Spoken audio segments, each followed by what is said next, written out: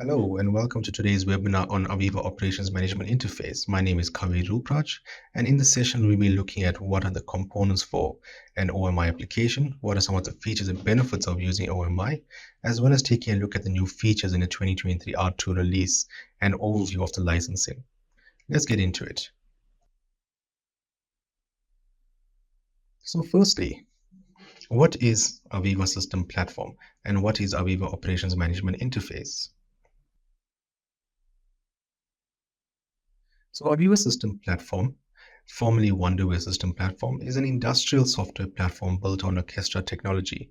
It contains an integrated set of services and an extensible data model to manage plant control and information management systems. System Platform supports both the supervisory control layer and the manufacturing execution system layer, presenting them as a single information source. System Platform and its clients provide the framework and tools for developing, executing, monitoring, and visualizing your applications. Services such as data acquisition and historization and alarming are provided by System Platform components. Services such as your visualization and trending are provided by System Platform clients. System Platform software is based on industry standards and Microsoft technologies such as Windows.NET, SQL Server, IIS, and others. Orchestra provides a fundamental technology and services for multi-user object-oriented platforms.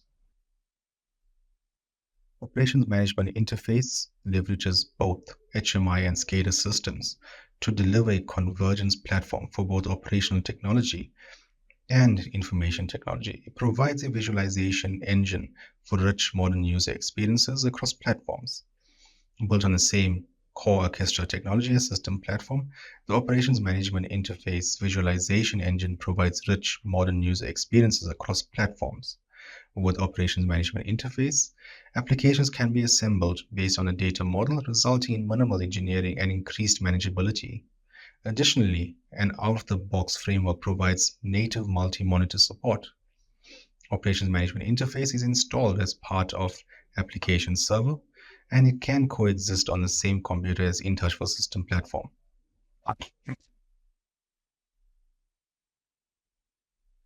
The components listed are some of the basic components required for creating an OMI application. So as you can see, there's System Platform, there's screen profiles, there's layouts, and there's industrial graphics. Let's have a look at each of these.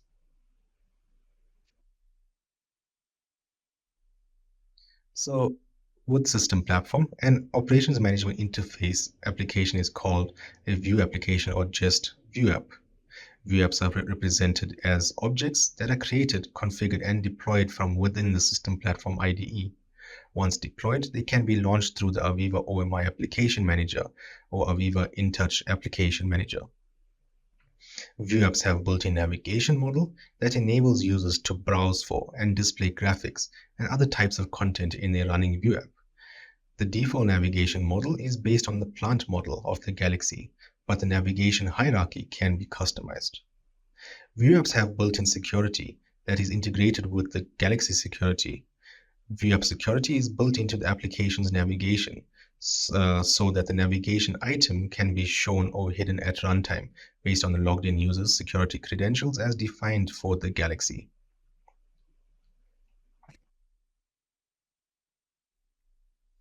If we look at screen profiles, so a screen profile defines the physical characteristics of one or more client workstation monitors that will show a running view app, including how the screens are arranged with respect to each other. Each screen defined in a screen profile represents a physical monitor. Creating a screen profile does not rely on hardware monitors or screens. You can create a screen profile first and then configure the hardware monitors for the computer afterwards. For testing a multi-screen view app in runtime, you do not need to have a complete set of physical monitors with the corresponding screen profile connected to the test computer. You can start testing with a single monitor. Multiple screens will display as separate windows to represent all the screens included in the screen profile.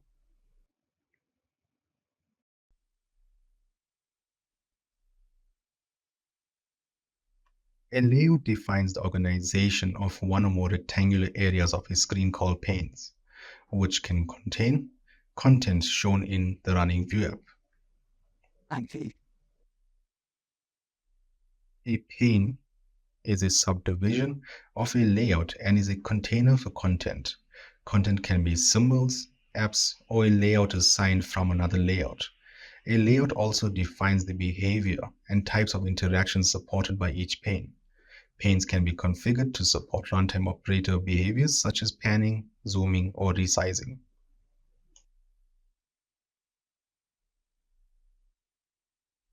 Industrial graphics can be used to customize graphic representations of a process in a view application. They can be embedded in or linked to an automation object, providing an efficient way to visualize object-specific information in your application, such as processing status, alarms, history, and more. They also support the use of custom properties, relative references, scripts, and more. Industrial graphics are known as symbols. Pre-built libraries of symbols are provided with system platform, including the Industrial Graphic Library and in a Situational Awareness Library. You can use symbols from these libraries in your application or create your own symbol with the graphic editor in the system platform IDE. Okay, so let's take a look at some of the features and benefits of OMI.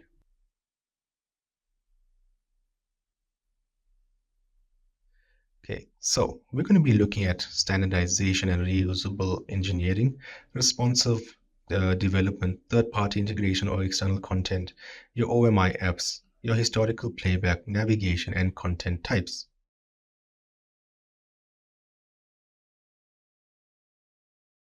Firstly, let's look at OMI apps. So AVEVA OMI apps are essentially pre-built controls that provide specific capabilities or functions within the OMI view app.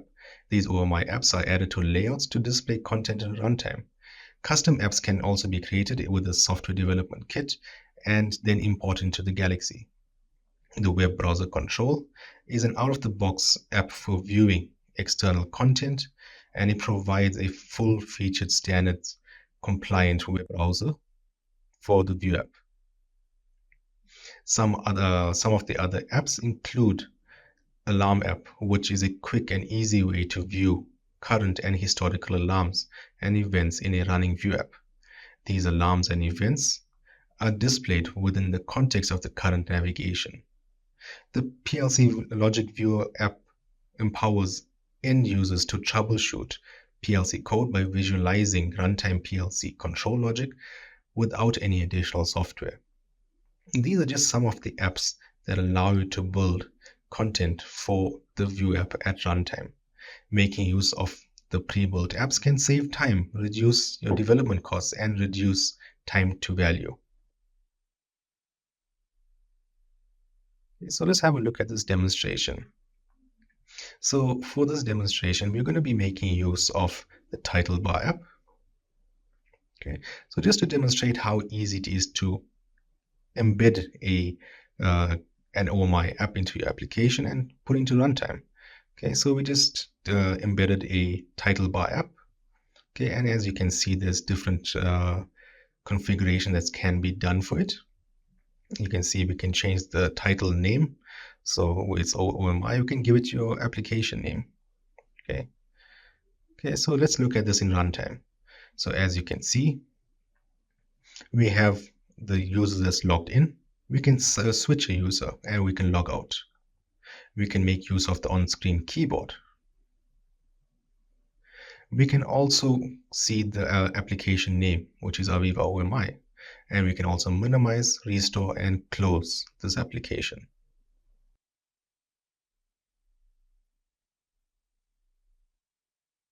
So next we're going to be looking at standardization and reusable engineering. So standardize the use of templates and change propagation to build and maintain applications sustainably and maximize reusable engineering. Object wizards create versatile templates that adapt based on the device's configuration. Symbol wizards standardize custom configuration options like graphical elements, scripts, or custom properties, and automatically assemble them into a single composite symbol. So all you need to do is build once, deploy anywhere. And with AVEVA Connect, the standardization and reuse across on-premise, cloud, and mobile without retraining on visualization technology.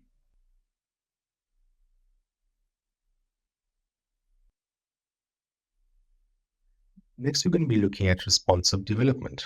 So easily create the best user experience across multi-form factor display devices from monitors to smartphones. Use the device simulator and preview modes to build, test, and optimize any monitor configuration or content to perform on every display screen, regardless of resolution. You can even test multi-monitor configurations without physical access to monitors themselves. How does this benefit you? You can configure applications once and deploy actionable content anywhere on any device. Let's have a look at a responsive uh, layout.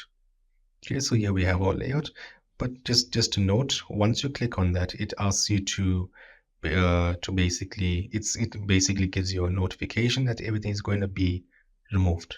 Okay, so as you can see, you have your mobile, you have your tablet, you have your laptop, and you have your monitor displays. You can also rotate your screen, and you can show and hide hidden panes. Okay, so if we click on that icon, we can hide a pane, and we can hide it during development. What are some of the other things you can do? We can add apps to the screen. So let's go ahead and add an alarm app. Okay, so all we need to do is just drag and drop the alarm app. And if we switch between our displays, we can see how the alarm app actually scales. Okay, so we can go to tablet, we can go to the monitor and laptop. Okay, so what are some of the other things you can do? So we can also create additional panes. We can move the different panes. We can also decrease the column count, and we can also delete a pane.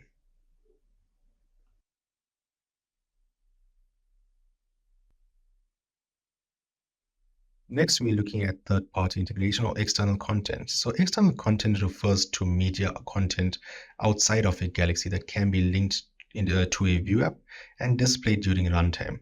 System platform includes some pre-built apps to show content specified by external content items, such as web content, Microsoft Word documents, images, and more. To associate external content to a view app, you can manually assign the external content item to a layout pane. You can also link an external content item to an automation object for autofill navigation. Single external content item can be linked to multiple objects. The Power BI OMI app provides a set of interfaces to interact with Power BI reports page.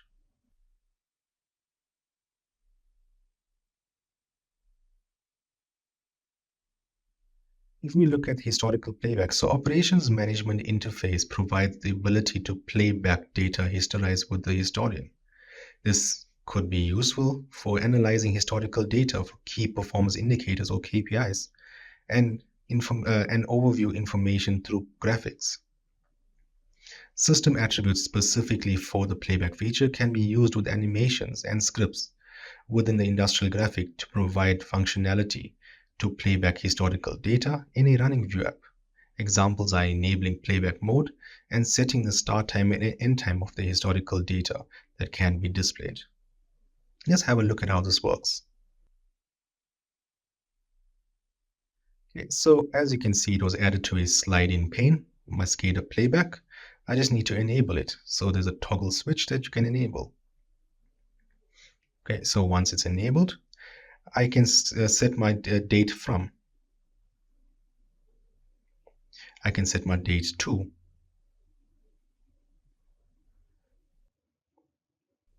And I can play this. Okay, so as you would notice that now we have blinking text. Okay, so this indicates that the screen is in playback mode. I can fast forward to a specific time. And I can also change the speed at which it changes values.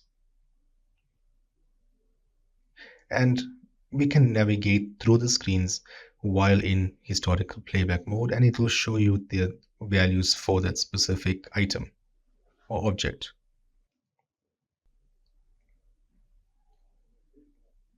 And once done, we just need to put it back into real-time mode.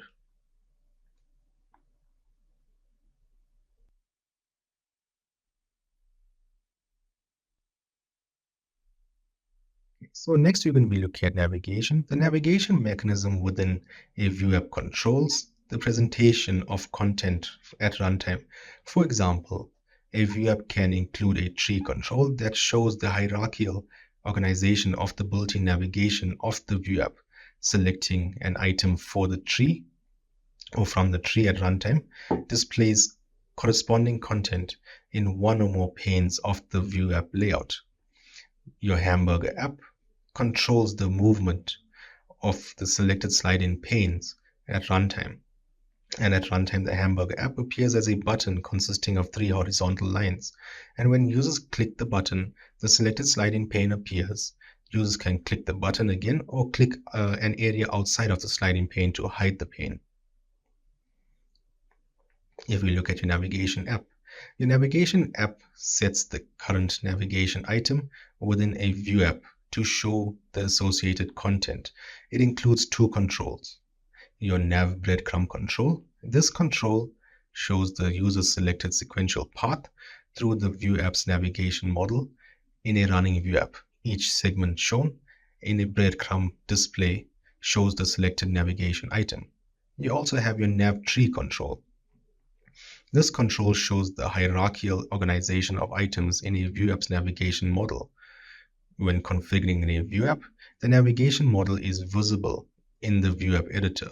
At runtime, users can expand or collapse the navigation hierarchy to show or hide navigation items and make selections.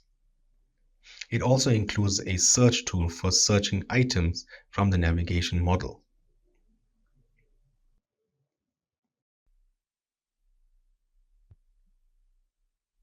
So let's have a look at how it works. So as you can see, I have 2 panes. So I have a pane 4 and a pane 3. Let's go and just search for nav.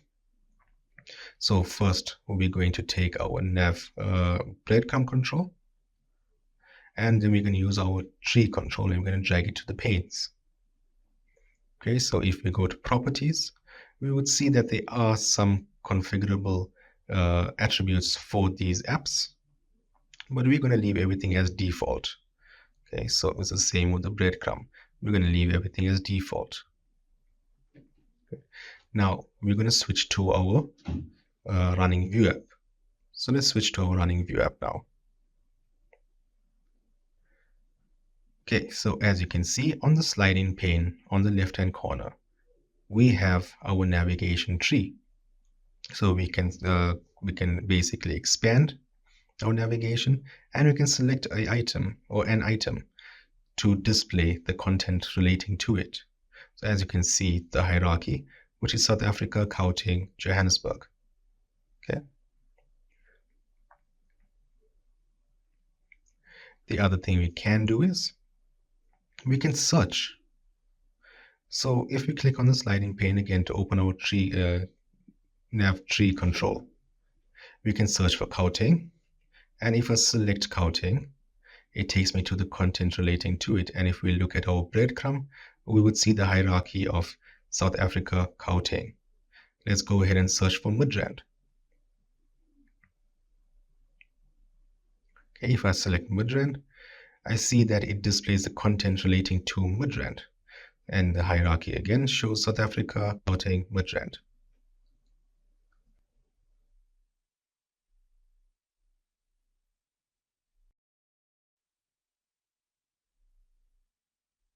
So in OMI, there's content types. So using content types is a classification technique for determining the types of content that can be shown in a layout pane of the running view app. For example, when you configure panes for a layout, you can specify content types for that pane. When you create symbols, You can specify content types for the symbols.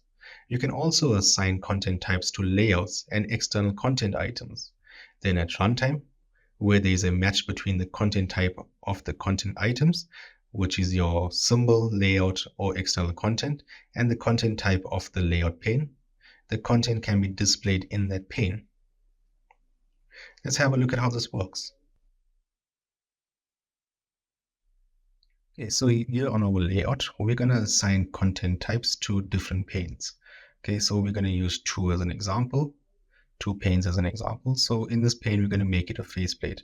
As you can see, we have multiple content types that we can choose from, and we can also enable use for autofill.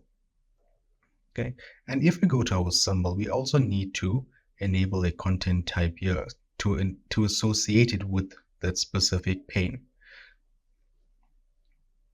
Okay, so if we go back to our layout, let's look at the other pane.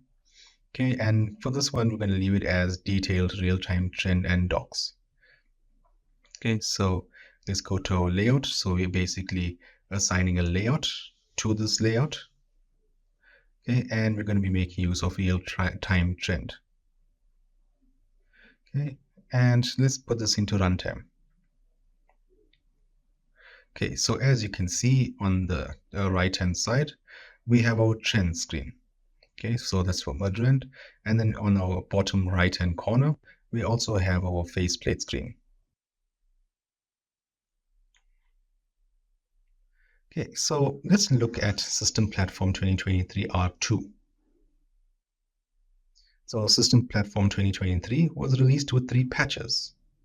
System Platform Enterprise has been discontinued, and System Platform 2023 R2 was released at the beginning of the year. One of the biggest improvements has been on the OMI web client. There's a lot of other features with this release, which I will show you later in the presentation. Okay, so let's look at some of the features that's been released with 2023 R2. So firstly, let's look at the OMI web. Okay, so if we look at the screen, we see that we can open up our OMI web client on different browsers, that being your Chrome, Firefox, Edge, or Opera.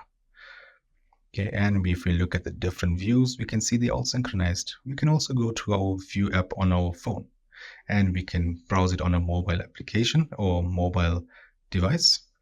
Okay, so basically you just need to go to your web address. And this is actually quite an interesting one. This is actually inside a vehicle. So if there's internet connectivity within a vehicle, you can actually access your web client from here as well. But it's not recommended, especially in driving.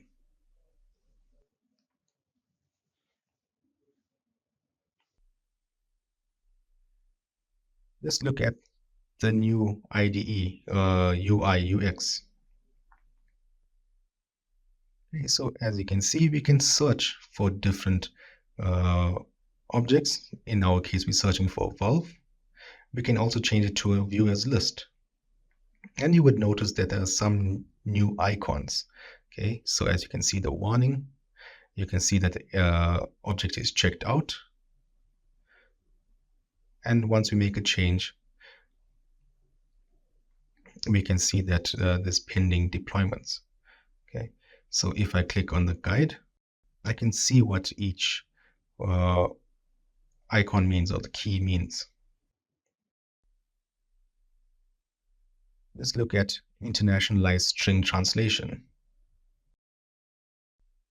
Okay, so here we're going to select a list of tags, and we're going to look at how the translation works. So the ones that we just exported, we've just pasted into the Excel document. Okay, so let's copy and paste our translations.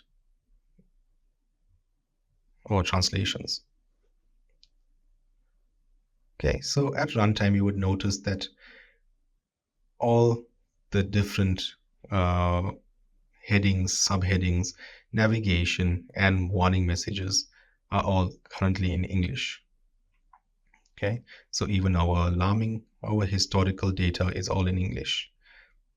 Okay, so now let's go ahead and let's change that. Let's make it Afrikaans. And as you can see, everything has changed, or everything has been translated to Afrikaans. Okay, you can see our trend control, our alarm has been translated. We can also do the same if there's German.